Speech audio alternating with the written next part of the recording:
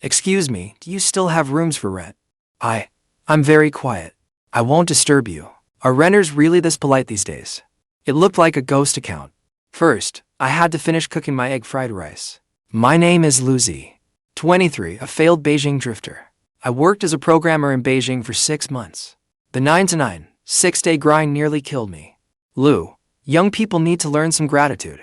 The company giving you a chance is a blessing.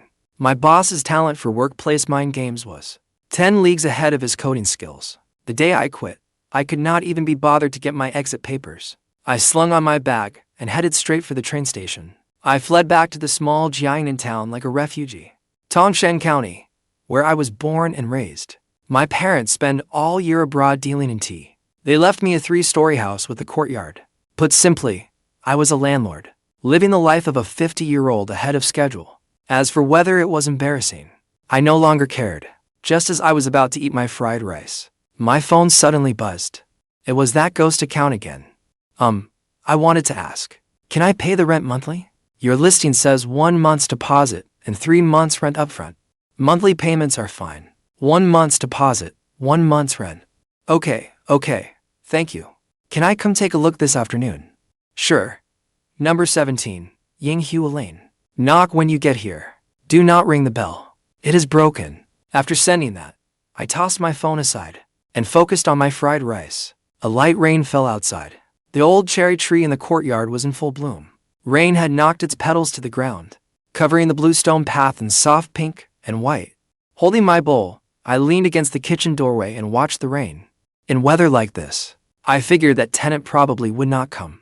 Then came 3 soft knocks at the door. They were so faint the rain nearly drowned them out. You would never notice without listening closely. I put down my bowl and opened the door. The sight outside made me pause. A small, slender girl stood there. A huge black drawing board was strapped to her back. It was tied to her with rope, rising a full head above her own. She looked like a snail carrying a heavy shell. Her head was lowered, her fingers tightly clutching the hem of her clothes, her knuckles white. Excuse me, are you Mr. Liu? I am. You're the one here to rent. Leaning against the doorframe, I looked her over. Would you like to come in? Only then did she realize she was still standing in the rain. She hurriedly stepped inside. The threshold caught her foot, and she stumbled. Sorry. I'm sorry. I did not mean to. Relax. You did not hurt the doorframe. Come in. I turned and walked inside. Hesitant footsteps sounded behind me. After a few steps, I looked back. She stood on the doormat by the entrance, wondering whether she should take off her shoes. Her canvas shoes were soaked through. A few rain-battered cherry petals clung to their toes. No need to take them off. Just come in. Only then did she carefully follow me. Each step was so light it barely made a sound. I took her up to the 3rd floor to see the room. The 3rd floor used to be a storage room. I had just cleared it out last month. Come in. This room gets the best light. Look, the window faces the cherry tree. I stopped before I could finish, because when I turned around, I saw her eyes light up. She had kept her head down before, so I had not seen her face clearly. Now she lifted her head slightly. A beam of light fell across her face. She stared at the cherry tree outside. The corners of her lips unconsciously curved upward. What do you think? She immediately hid her expression and lowered her head again. It's very nice. The rent is 1,000. 1 month's deposit, 1 month's rent. Let me make the rules clear first. No pets. No overnight guests. No loud noise after 10 at night. Can you accept that? Her shoulders visibly stiffened. Then, would 800 work? Of course she wanted to bargain. 850. Not a cent less. Really? She hesitated, momentarily speechless. I'm kidding.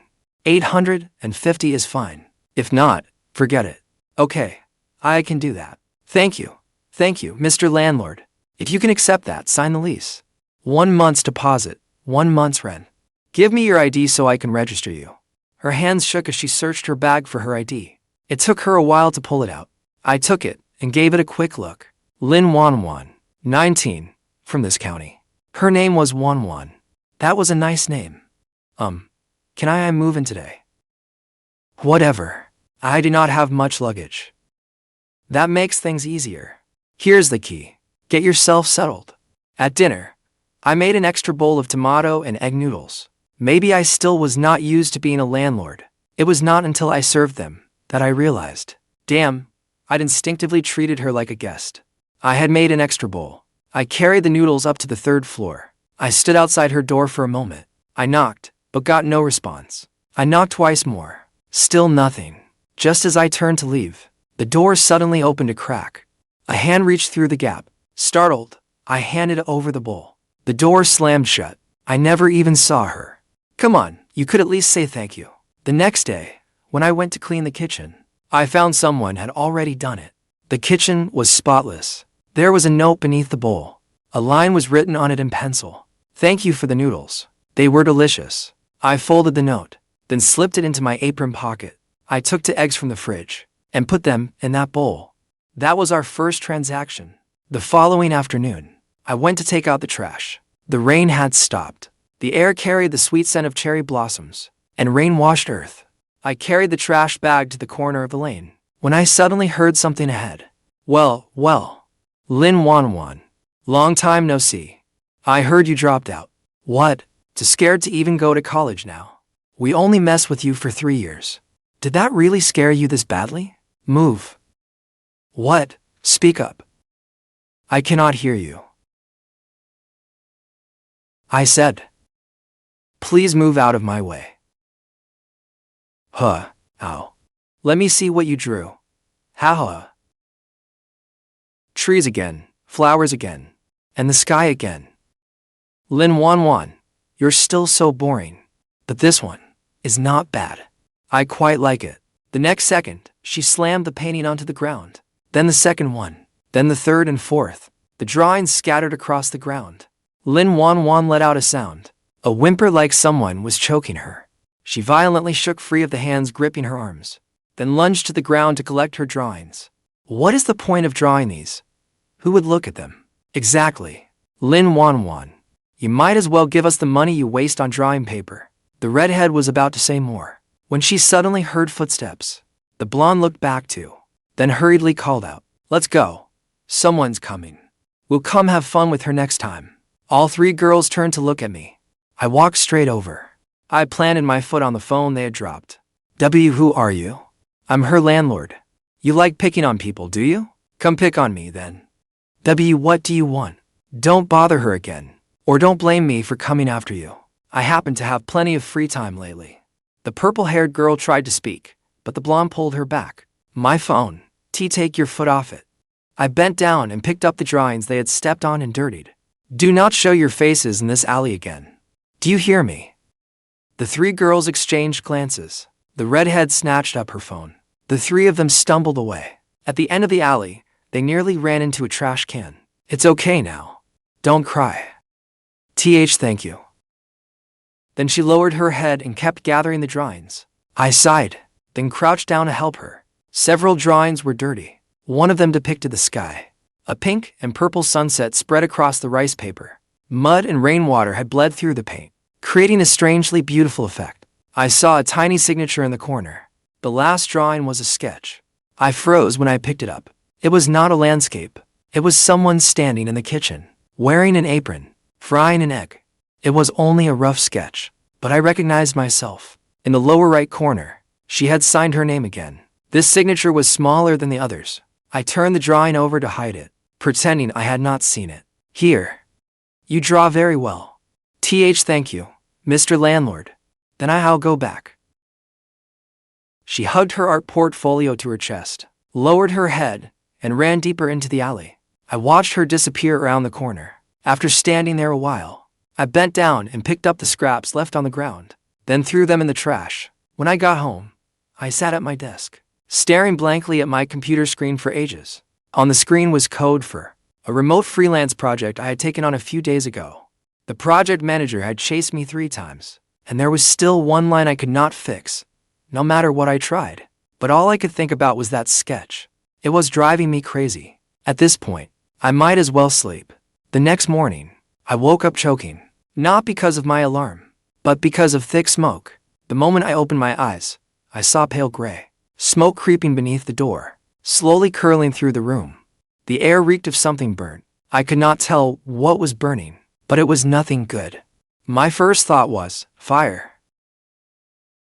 I sprang out of bed. I ran out of the bedroom barefoot. The living room was filled with smoke. It was coming from the open kitchen door. Aye. What do you mean, aye? Are you trying to burn my house down? Sorry. I just wanted to. That bowl of noodles you made yesterday was delicious. I wanted to make breakfast to repay you. Is this your idea of repaying me? Poisoning me? No. It was supposed to be an egg pancake. But the flour, I think something was wrong with it. I turned off the stove, then looked back at her. There was a smear of flour over her left eyebrow. A streak of soot ran from the corner of her right eye to her chin. She looked like a little kitten that had just crawled out of a stove. I could not help laughing. She froze. It was the first time she had seen me smile. Maybe it was also the first time I had thought the whole damn thing was actually funny. Alright, anyway, let me see your hand. Did you burn yourself? And no, really, I did not. Then why are you hiding it? Give me your hand. And you call this unburned? She fell silent. I sighed, dug some burn cream out of the first aid kit in the living room, and dabbed some onto her fingers. Her fingers trembled slightly in my palm. Her fingertips were ice cold. You are not allowed in the kitchen again. I understand, but... No buts. I make breakfast and dinner. You wash the dishes. That takes 50 yuan off your rent. But 850 was already very, very cheap. Are you going to wash them or not? I will. Good. Breakfast is egg fried rice. Go wait. Sorry. The pan. I am charging it to your account. I will deduct it from next month's rent. That pan cost 120 yuan when I bought it. With depreciation, I will charge you 68 yuan. Thank you. I know why you are taking it out of my rent. Yesterday, you said 850 because you deliberately charged me less. You think your rent is the lowest? That 220-pound fat guy upstairs haggled with me for 3 days. I held firm at 900. Not a cent less. Do you have any idea how cheap your rent is? HMPH. What are you grinning at? Go wait in the living room. Okay, thank you, Mr. Liu. From then on, the kitchen became a place of strange unspoken rules between us. I said she was not allowed in the kitchen, but I never said she could not wait by the door. Every afternoon, around 5:30, when I tied on my apron and began rinsing rice and chopping vegetables, she would run down from the 3rd floor and sit on a wooden chair outside the kitchen. I called that chair the supervisor's seat. She never came in. She just sat in the doorway hugging her knees, quietly watching me cook. Sometimes when I turned around, I would catch her gaze. Then she would quickly look away, pretending she had not been watching. To be fair, she was a good audience. She never told me how to cook, or complained that I chopped too slowly or used too much oil. Sometimes when I added seasoning to the soup, she would stretch her neck slightly, curiously studying the bottles and jars in my hands. But she never asked. She knew I did not like people chattering in my ear, though I had never told her that. But once, I forgot to add salt to a pot of soup, and did not even notice. She had already quietly pushed the salt shaker to the edge of the counter. We ate at the low wooden table in the living room. I sat on the sofa. She sat on a little stool across from me. For the first few days, she held her bowl without saying a word, burying her face in it, poking at the rice with her chopsticks, and feeding herself one grain at a time. Later, she began sneaking glances at me. Eventually, she even dared to smile at my terrible jokes. One day, Zhejiang gave his wife, Bai Niangzi, a hat. Bai Niangzi died the moment she put it on. Do you know why? Why? Because it was a duckbill cap. A squash the snake cap. Ha. Your bar for humor is way too low. No, it is just that your expression was hilarious, Mr. Liu. Doing the dishes after dinner was an unbreakable rule. She washed the dishes, and I wiped the table. She washed them very slowly. She worked the dish soap into foam, carefully scrubbing each bowl one by one. She was more serious than a scientist running an experiment. When she was done, she would turn and glance at me. That look meant, "Can I go now?" Go on. That was what I said every time. Thank you for dinner. She never waited for my reply. After saying that, she would thump upstairs. After this routine repeated for 7 days, I began looking forward to dinner. Maybe I just liked food too much. One evening, After she finished the dishes and went upstairs, I leaned back on the sofa, looking at my phone. I came across a post she had made the day before. She had only added me the previous day. Her profile picture was a white cat. There was only one photo on her feed. It was a picture of tonight's dinner. The captions simply read, "So happy." There were no likes beneath it. No comments either. I stared at those 3 words for a long time. Then I tossed my phone aside and stared up at the ceiling. Soft footsteps came from upstairs. She was pacing around her room. The soundproofing in this old house was terrible. If someone took a few steps upstairs, you could hear every one of them downstairs. Normally, she walked slowly and lightly, as though afraid of disturbing me. Tonight, her footsteps were more hurried. She paced back and forth several times. It struck me as strange, but I did not think much of it. That was my mistake. I did not think enough about it. At around 10 o'clock, I suddenly heard a dull thud from upstairs. It was the sound of a body hitting the wall. Then came a faint sob, desperately stifled. I grabbed my jacket and ran upstairs. Wanwan. There was no answer. I pressed my ear to the door. I heard rapid, ragged breathing, like someone pulled from the water after drowning, desperately gasping for air. "What are you doing in there? Open the door." I stepped back and drove my foot hard into the lock. The door slammed into the wall and bounced back. I caught it with one hand. The lights were off in the room. Only the white glow of her phone screen lit the ceiling. The screen was still on. It was covered in endless message notifications. She was curled up in the corner of the bed, her back pressed tightly to the wall, her knees drawn to her chest, her whole body folded into a tiny ball. I did not dare touch her right away, but instinct told me the phone was the problem.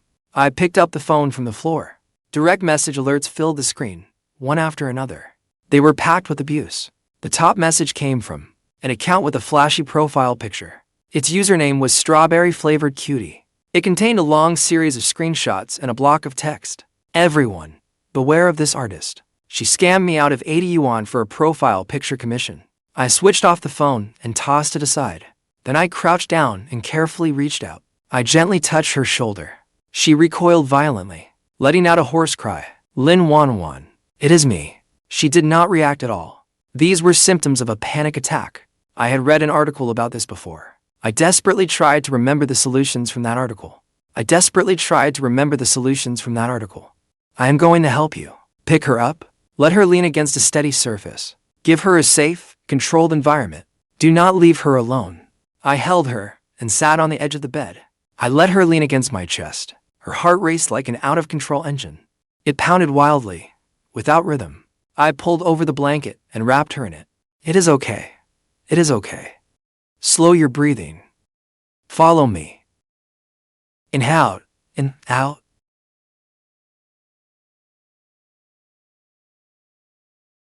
Maybe 10 minutes passed, maybe half an hour, maybe even longer. Her trembling body gradually began to relax. Her breathing slowly returned to normal. Her clenched fingers loosened. Her whole body went limp against me, like a string finally slackening after being stretched to its limit. Then she cried. Not the silent, suppressed sobs from before.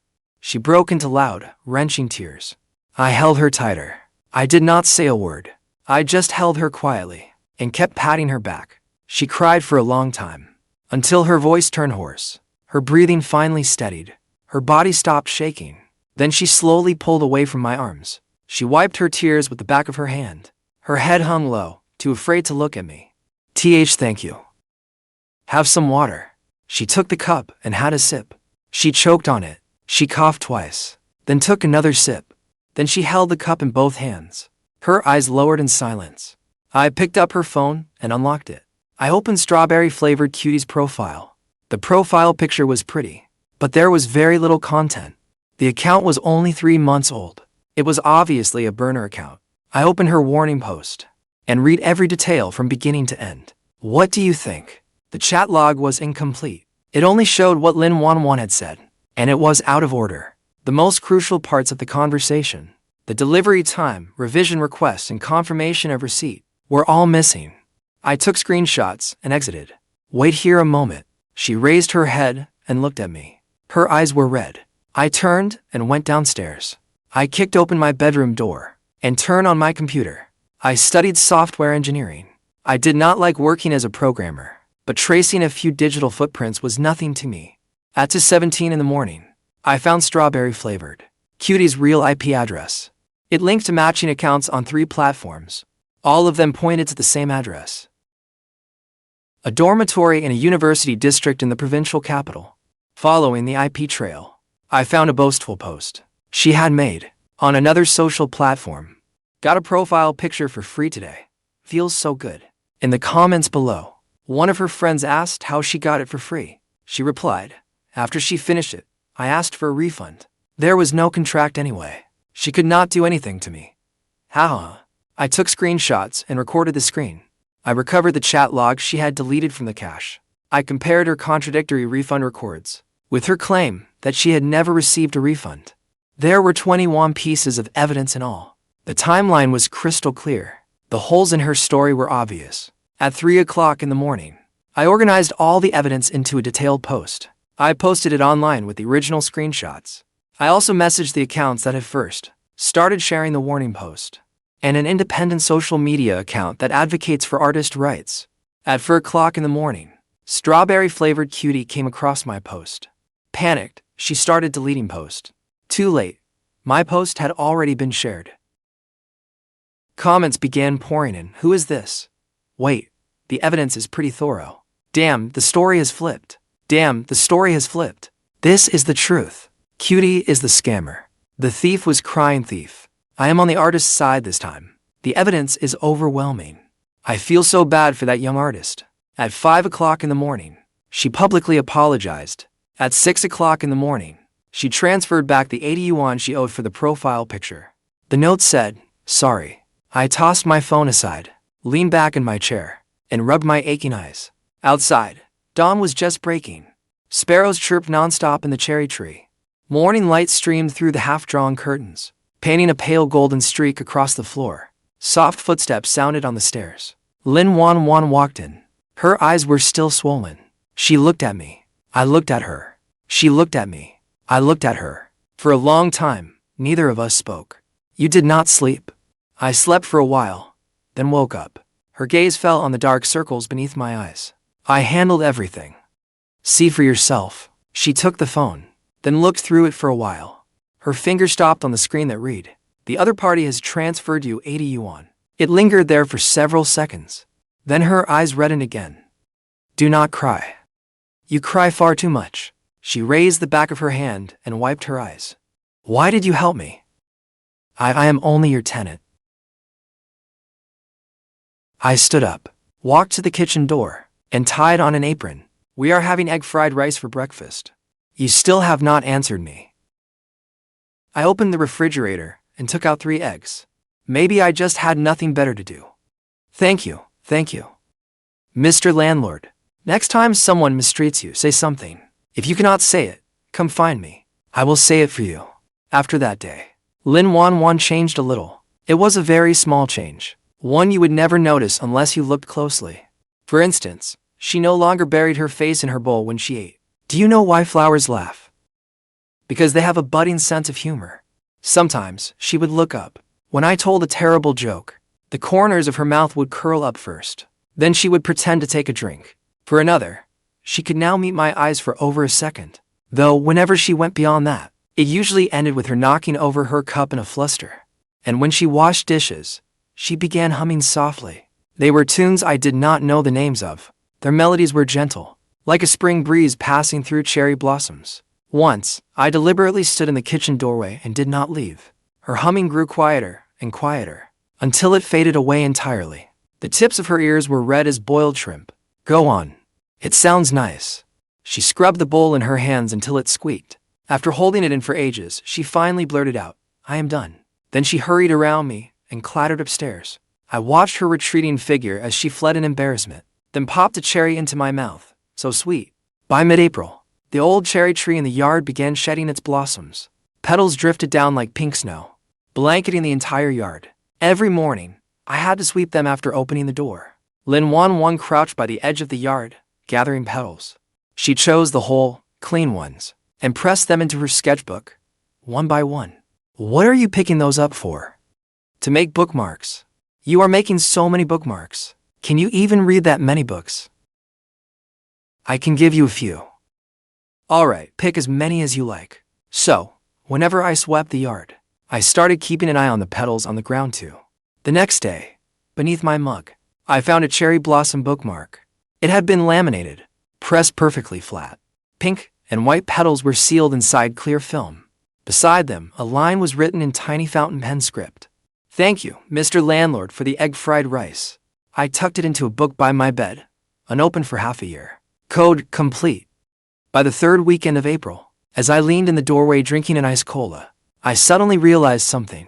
Wanwan had been living here for nearly 20 days, yet I had never seen her leave the house. More precisely, apart from the time she was cornered in the alley, she had not stepped outside the courtyard gate once. She was like a bird that had locked itself in a cage. The cage door stood open, but she would not leave.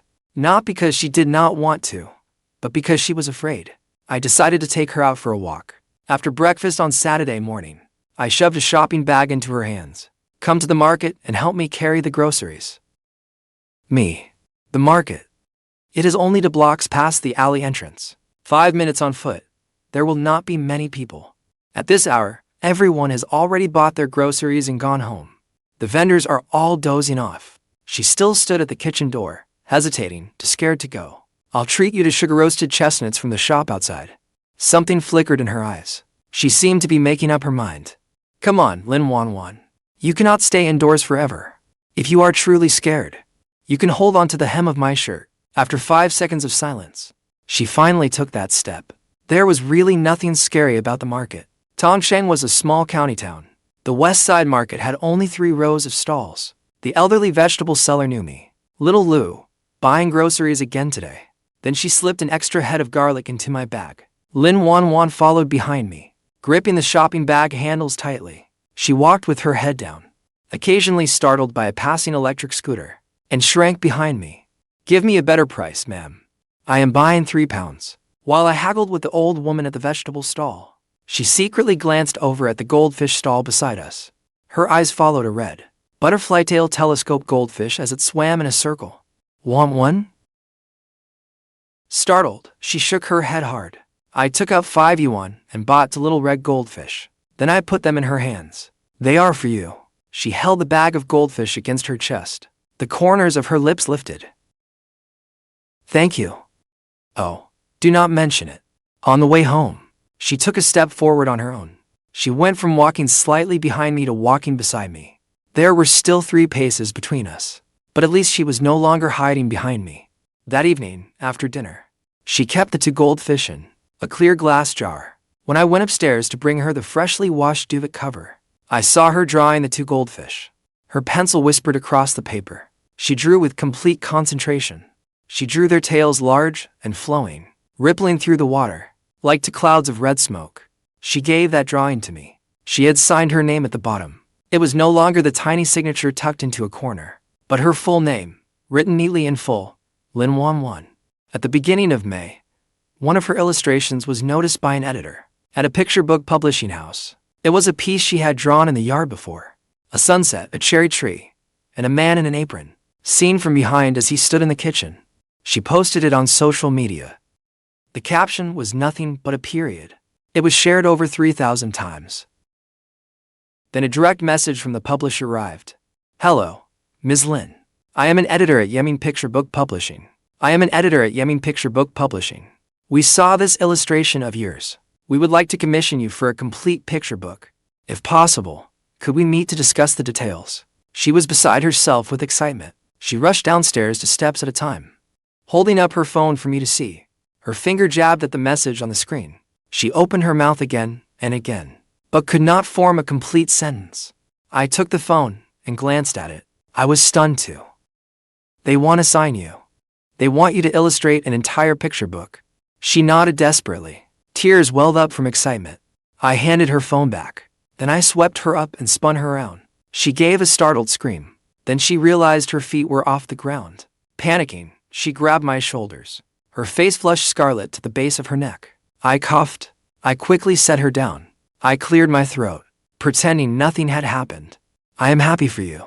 We are having an extra dish tonight. Her face was still red, but that bowl of pickled cabbage fish that night. She polished off 3 bowls of rice by herself. As for the contract, just as I expected, the happier she had been at first, the harder it became afterward. The editor arranged to meet on Wednesday in town, at a cafe, to discuss everything in person. The instant Wanwan heard the word meet, she fell silent. She did not come down for dinner that night. I carried a bowl upstairs and knocked on her door.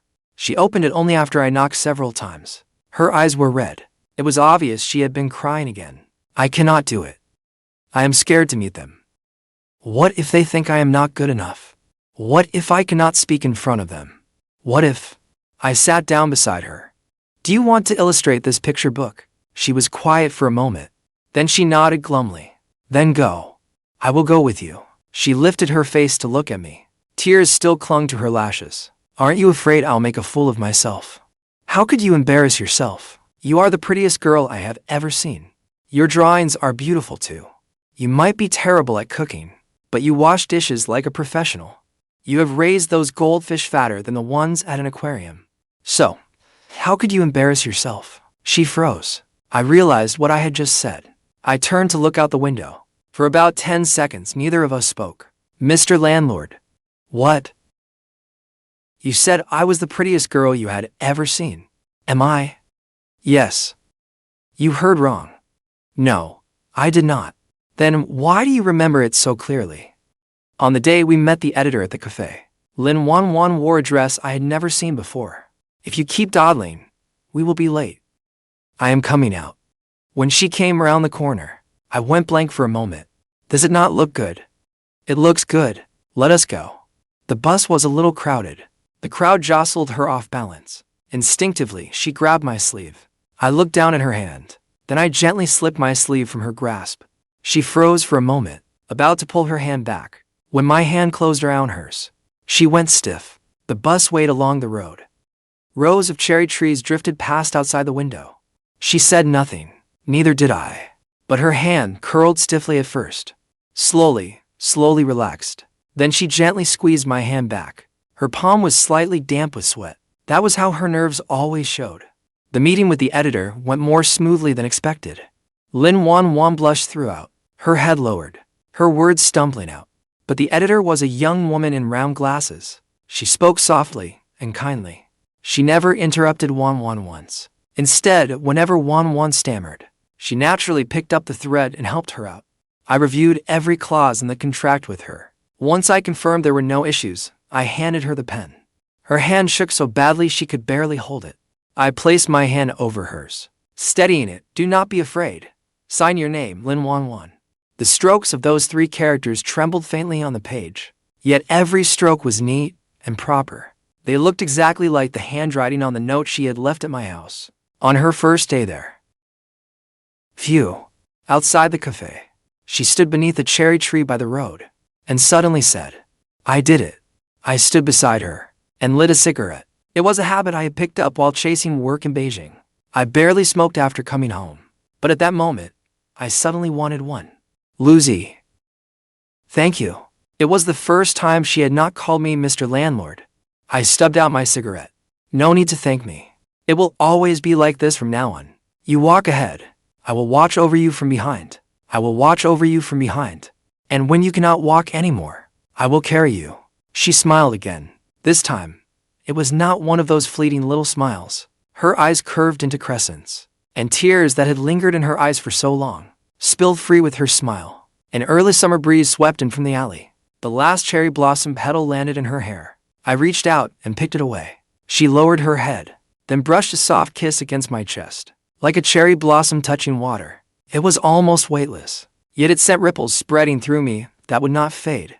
I stood there, my heartbeat drowning out the wind along the whole street. She took a step back, then turned and ran. After a few steps, she stopped and glanced back at me. I want sweet and sour pork ribs for dinner. She called it out, then ran off. I was left standing alone in the early summer dusk, rooted to the spot like a block of wood. I raised a hand and touched my face. So sweet.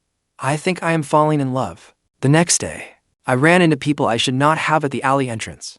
The next day, I ran into people I should not have at the alley entrance. It was those same 3 girls. They leaned against the utility pole at the alley entrance, like 3 moldy candy fruit skewers. When they saw me come out, they stiffened. then lowered their heads and pretended to scroll on their phones. I had walked a dozen steps away when I suddenly heard a low mutter behind me. She really lives here. That evening, while I was delivering packages, the rain was pouring down. It hammered against the roof tiles, like 10,000 people beating drums at once. I held my umbrella and splashed through puddles all the way home. By the time I returned, half my body was soaked. When I reached the alley entrance, I saw 3 figures standing at my courtyard gate. They pushed the gate open and went inside. Behind them, I folded up my broken umbrella. I jabbed the umbrella into the ground and followed them in. They stood in the middle of the courtyard, looking up at the 2nd and 3rd floor windows. Redhead tipped back her head and shouted, Wanwan, come down for a minute. Let's have a chat. Yeah, come down. The curtains on the 3rd floor stirred. Wanwan's silhouette went rigid, then shrank back and vanished from the window. Wanwan, that is not very friendly of you. We are supposed to be friends. We came all this way to see you, and you will not even open the door. Do not tell me you got yourself a man and forgot all about your friends. I propped my umbrella against the wall, flexed my fingers, and walked over. Who are you looking for? Well, if it isn't the great landlord. We came to catch up with an old friend. This is none of your business, is it? Catch up. Last time, you threw her paintings in the alley. What are you planning to throw this time? What paintings? That was all a misunderstanding. Wanwan and we were good friends in high school. She loved hanging out with us back then. Wanwan, come out and tell him. Were we not friends? The light on the 3rd floor went out. The entire window went dark. Redhead's shout caught in her throat halfway through. She choked on her words and turned to look at me. Would someone who was ashamed turn off the lights? Leave. Fine, now I get it. You are her boyfriend. I am. So stay away from her from now on. Well, that is interesting. Come on, let's go. She has her knight in shining armor now. The 2 of them are way out of our league now. He is a pretty handsome guy, but his taste is terrible. Do you even know what kind of person she is? She was well known at school. Leave. Well, you finally decided to come out. I already called the police. If you do not leave now, the police will come for you. Wanwan. What is that supposed to mean? You snagged yourself a rich sucker, and now you do not recognize your friends. Yeah, Wanwan. At least come down and say a few words to us. You bullied me for 3 years. Will you still not leave me alone? I grabbed the broom from the corner. Are you leaving or not? What? You want to hit us? Go ahead. Hit me. That would be assault. I'll take you for everything you've got. If I do not, count yourself lucky. Are you an idiot? This is trespassing. I have the right to remove you. And do you really think a courtyard this large has no security cameras? Let's go. Redhead got to her feet and ran out of the courtyard with her 2 friends. I watched them leave from the gate. Take care. I will not see you out. If I see you 3 again, I would not mind taking you to the station for a chat. Wanwan on the 3rd floor let out a long breath. Close the window. You will catch a cold in the rain. She did not move. I sighed and turned toward the building. The moment I stepped inside, a rapid thudding of footsteps came from the stairs. She was not even wearing shoes. Barefoot, she ran down from the 3rd floor. It is all right now. She threw herself into my arms. She hit me with surprising force, making me stagger half a step back. Her fingers clutched the back of my shirt tightly, holding on for dear life. Her knuckles pressed painfully into my back through my wet shirt. Thank you for saying you were my boyfriend. I placed a hand on the back of her head and gently rubbed her soaking wet hair. After I calmed myself, I spoke solemnly. I meant what I said. Weren't you? Just saying that to make them leave. I won't take it seriously. You don't have to. Wanwan. I like you. What about you? That day by the kitchen door, you said I was the prettiest girl you had ever seen. Back then, I. Can you please stop bringing that up? No. I like you too. So now, your boyfriend can openly stand up for you.